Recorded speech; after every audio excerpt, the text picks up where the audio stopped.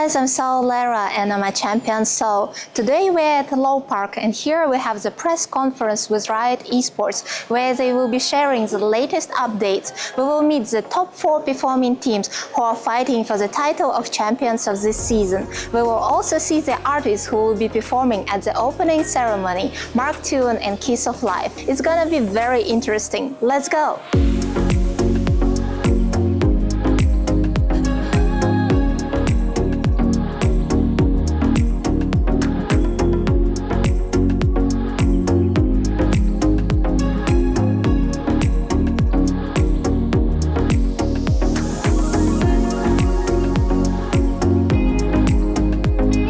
I'm now pleased to invite the President of Publishing Esports at Riot Games, John Needham, to join us to kick us off.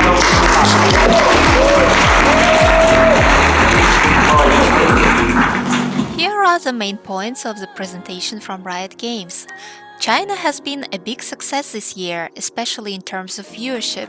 At its peak, it gathered more than 3 other regions combined. Champions Seoul, with nearly 3.5 million peak concurrent viewers, is the most watched VCT event ever. Pick'ems were a great success with nearly 3 million participants this year, including Chinese region.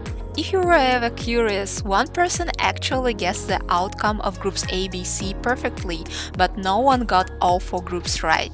Now about the future seasons. The first Masters of the year, happening in February, is coming to Southeast Asia, in Bangkok. From there, we'll cross the Pacific and bring the VCT to the east coast of North America this time, with Masters Toronto in June.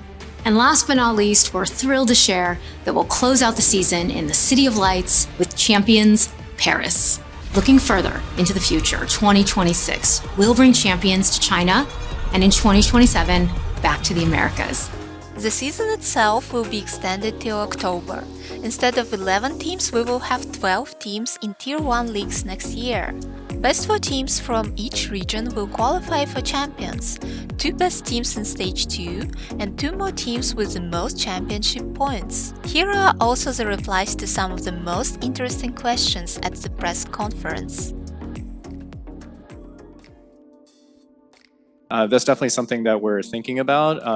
We're always looking for new opportunities to expand the game, keep it fresh. In terms of weapons, we want it to feel like a complete arsenal. So we won't likely just add weapons just to add more weapons. We want every weapon to have a place in the game and an identity.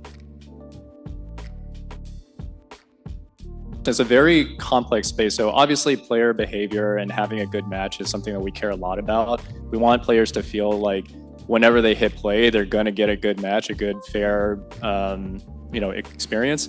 The challenge with something like being able to block specific players is that the vast majority of players, won't necessarily see the same player again, except for if you're in the tails of like really high MMR as an example. So we want to be thoughtful of, if we were to explore something like this, just being very careful of the potential edge case abuse cases of like, oh, I don't want to play with that player, not necessarily because of any kind of treatment, but because like I didn't, they didn't perform as like I wanted them to. So it's definitely a thing that we're thinking about, and just need to be thoughtful about how we tread in that kind of territory.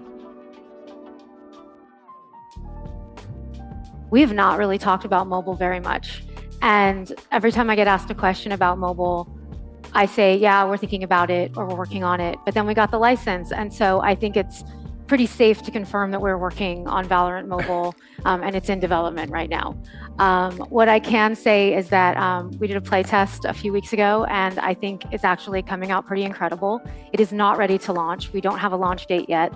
We're going to make sure that when we launch it, it's the best version of the game we can launch, and we're not there yet. So as soon as we get a little more confident in when we could launch it, we will start to share more information. I can't confirm a lot of the questions that you asked, but what I will say is that for us, it's really, really important that the true experience of Valorant is offered to mobile players, and that we're going to do everything we can to make sure that everything you love about Valorant is true on the mobile version of the game. Look, we just love China, and we have been impressed with how Valorant has resonated and how the community embraced Valorant.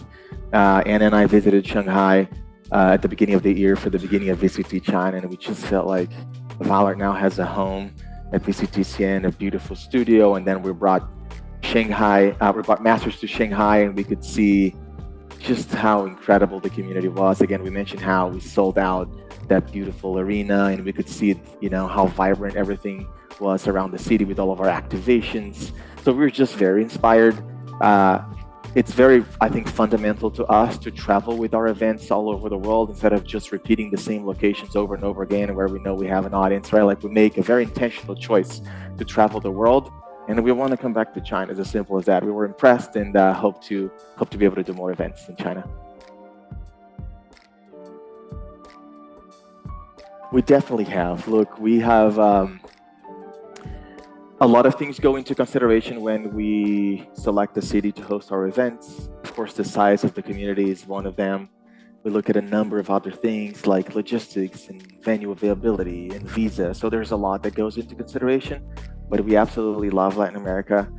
Nothing to share today, but we would definitely think about bringing an event to Latin America one day. We have Ascension coming to Monterrey in Mexico in September. So we hope to find ways to go and celebrate that community. So again, nothing to share, but it's definitely in our mind.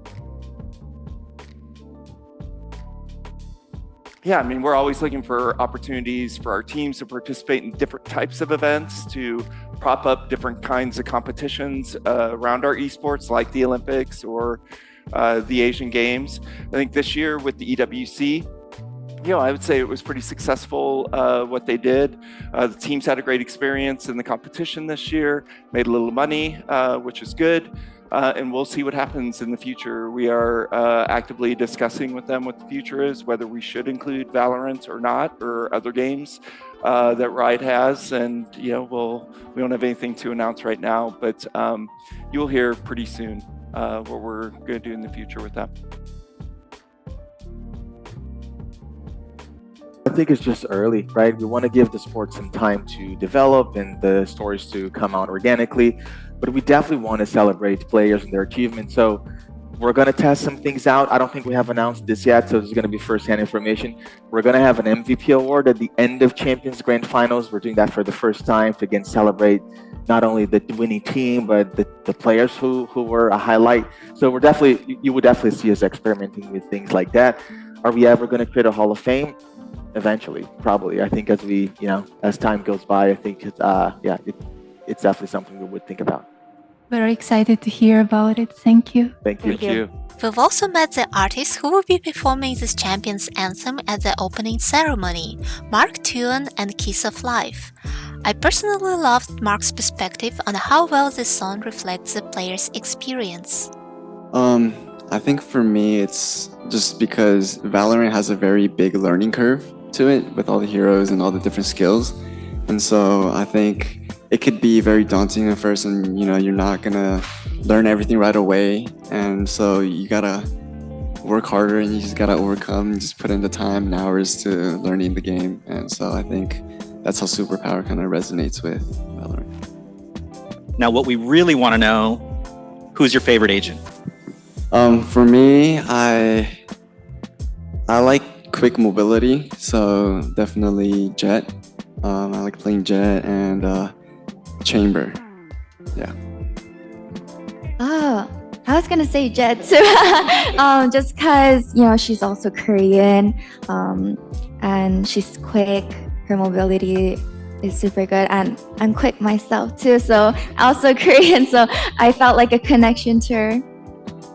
저도 이제 저와 좀 단발머리 똑같은 바이퍼라는 캐릭터를 제일 좋아합니다. And lastly, I couldn't avoid asking about my home Pacific region, and who better to answer my questions than Jake Sun, the head of APAC Valorant Esports. Hello, nice to meet you. I wanted to ask you about the Pacific region this season and how proud are you of the results of the champions? I'm incredibly proud of what our teams have been able to accomplish this year. This year we finally won a global event with Genji winning Masters Shanghai. So that was incredible. Back in Madrid, we were also second and third place. Incredible feat. Of course, I'm always hungry and ambitious, so it is a little bit disappointing to not have a team in the top 4 of champions.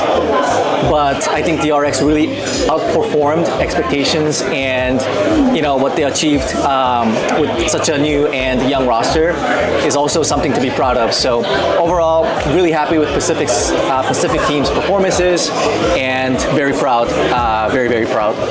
I completely agree with you. And about the next season, is there anything you would like to share with us? We're still working on solidifying our plans, so nothing concrete to share yet. But as announced today, we're expanding the season and making our kickoff and playoffs formats more robust. So hopefully that elevates, our season and makes it more interesting, and makes it easier for fans to follow, and feels just more significant and meaningful, and lends itself to better narratives that people can understand. So overall, I feel like we have a lot of big improvements for next year. Yes, and let's hope that next year Pacific will raise more trophies. Hell yes, hell yes. Okay, Jake, thank you so much Thank for you very joining much us. for having me. Thank you.